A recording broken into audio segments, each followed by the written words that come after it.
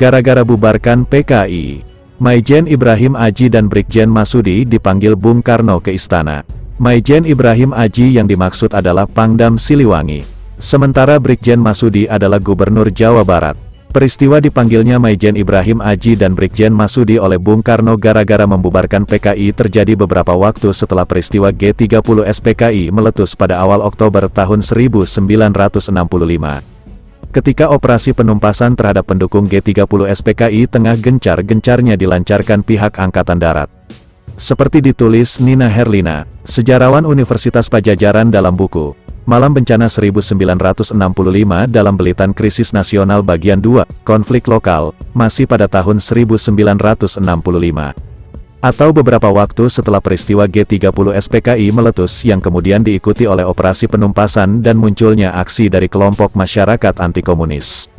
Panglima Siliwangi saat itu Maijen Ibrahim Aji dan Gubernur Jawa Barat Masudi yang juga seorang tentara mengambil langkah berani membubarkan PKI. Panglima Ibrahim Aji mengeluarkan surat keputusan atas usul Gubernur Masudi bahwa PKI di Jawa Barat sudah bubar. Menurut Masudi, pimpinan PKI di Jawa Barat menyadari bahwa yang mengancam mereka, yaitu kalau terjadi tindakan penghakiman yang dilakukan rakyat seperti yang terjadi di Jawa Tengah dan Jawa Timur sehingga mereka membubarkan diri, tulis Nina Herlina dalam buku Malam Bencana 1965 dalam Belitan Krisis Nasional Bagian 2 Konflik Lokal. Menurut Nina Herlina dalam buku Malam Bencana 1965 dalam Belitan Krisis Nasional Bagian 2 Konflik Lokal, tindakan Masudi dan Jenderal Ibrahim Aji rupanya tak disukai Presiden Soekarno. Maka keduanya pun kemudian dipanggil ke Istana Bogor. Keduanya pun lalu berangkat ke Istana Bogor menghadap Bung Karno. Di Istana Bogor, Bung Karno memprotes dan mempertanyakan tindakan Ibrahim Aji dan Gubernur Masudi yang berani membubarkan PKI. Tindakan Masudi dan Ibrahim Aji ternyata membuat Bung Karno bertanya. Ketika keduanya dipanggil ke Istana Bogor, Aji dan Masudi hak siapa untuk membubarkan PKI? Keduanya menjawab, itu adalah hak Presiden. Masudi bertanya apakah Bung Karno menghendaki keadaan seperti di Jateng dan Jatim. Rakyat menjadi hakim sendiri dengan korban begitu banyak. Kalau di Jawa Barat sampai terjadi, mungkin akan lebih buruk lagi karena mantan anggota DITII yang baru pulang kampung tahun 1962 bisa jadi akan bertindak lain dan keadaan akan menjadi tidak terkendali, tulis Nina Herlina dalam buku Malam Bencana 1965 dalam Belitan Krisis Nasional Bagian 2 Konflik Lokal. Akhirnya, menurut Nina, setelah dapat penjelasan dari Masudi seperti itu, Bung Karno tidak berkomentar lagi.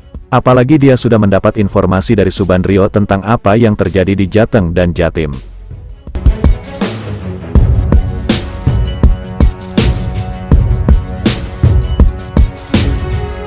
Masih menurut Nina Herlina, ketika itu, Ibrahim Aji dan Masudi berpikir kalau saja Bung Karno mau membubarkan PKI waktu itu, maka pembersihan tanpa proses pengadilan itu akan terhenti dan campur tangan luar negeri baik dari barat maupun timur akan terkendali.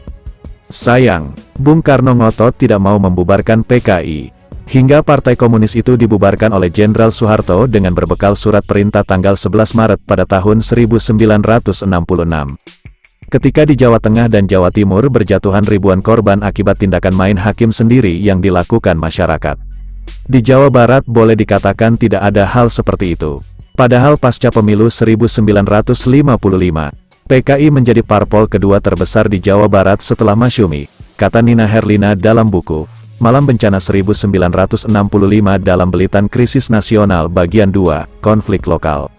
Mengapa hal ini terjadi? Kata Nina Herlina, faktor pertama adalah gerak cepat yang dilakukan Gubernur Masudi dan Panglima Ibrahim Aji untuk menentukan langkah-langkah yang diperlukan seperti disebutkan di atas. Kedua, dapat dikatakan pula bahwa jajaran Kodam Siliwangi bersih dari penyusupan PKI sehingga ketika pecah G30S tidak terjadi gejolak sebagaimana terjadi di Kodam Diponegoro dan Brawijaya. Jangan lupa pula bahwa ketika terjadi pemberontakan PKI di Madiun tahun 1948, Divisi Siliwangilah yang menumpas gerakan tersebut. Dapat dikatakan bahwa Siliwangi benar-benar anti PKI, tulis Nina Herlina dalam buku Malam Bencana 1965 dalam Belitan Krisis Nasional Bagian 2, Konflik Lokal.